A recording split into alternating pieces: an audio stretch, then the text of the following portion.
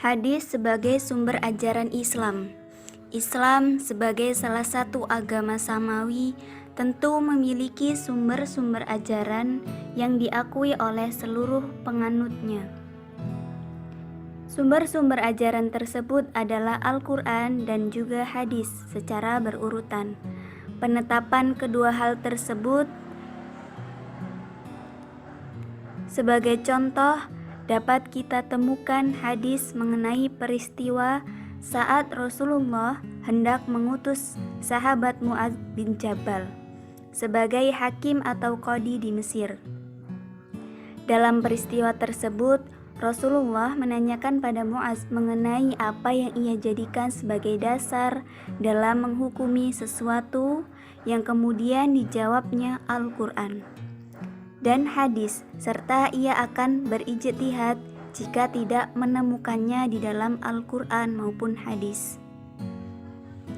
Peristiwa tersebut pada dasarnya menunjukkan afirmasi dari Rasulullah SAW dalam penggunaan Al-Quran dan kemudian hadis sebagai sumber ajaran. Peristiwa ini juga diperkuat dengan wasiat Nabi kepada umat Islam untuk tidak melepaskan diri dari Al-Quran dan hadis. Pengertian ijtihad. Secara etimologi, ijtihad berasal dari kata ijtihada yajtahidu ijtihadan, yang berarti mengarahkan segenap kemampuan. Ijtihad menurut istilah adalah mengarahkan seluruh kemampuan secara maksimal dalam mengungkap kejelasan hukum Islam yang dimaksudkan untuk menjawab dan menyelesaikan permasalahan-permasalahan yang muncul.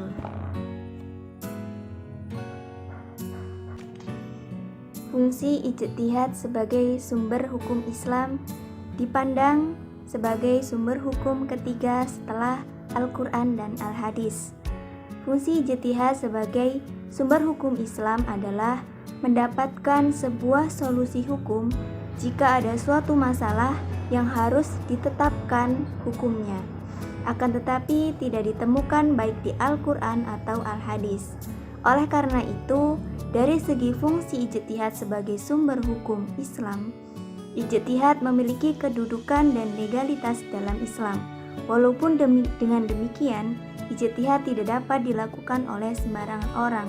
Artinya, hanya orang-orang yang tertentu saja yang memenuhi syarat khusus yang boleh berijtihad.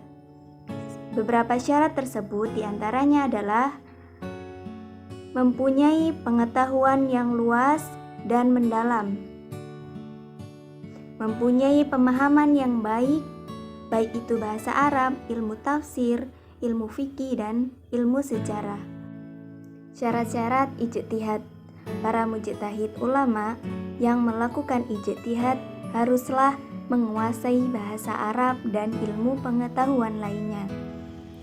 Kemudian, mujtahid haruslah memiliki pengetahuan yang luas tentang asbabul nuzul ayat Al-Quran dan Al-Hadis, beserta seluk-beluk dan tafsir-tafsirnya.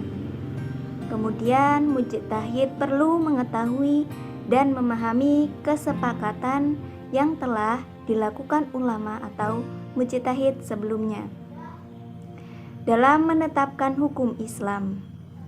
Selanjutnya, mujtahid harus memahami ilmu fikih dan kaidah-kaidah dalam agama Islam. Selanjutnya, mujtahid juga haruslah memahami perkara yang hendak dicarikan ketetapan hukumnya tersebut. Mujtahid juga harus memiliki akhlak yang terpuji dan memiliki niat ikhlas dalam melakukan ijtihad.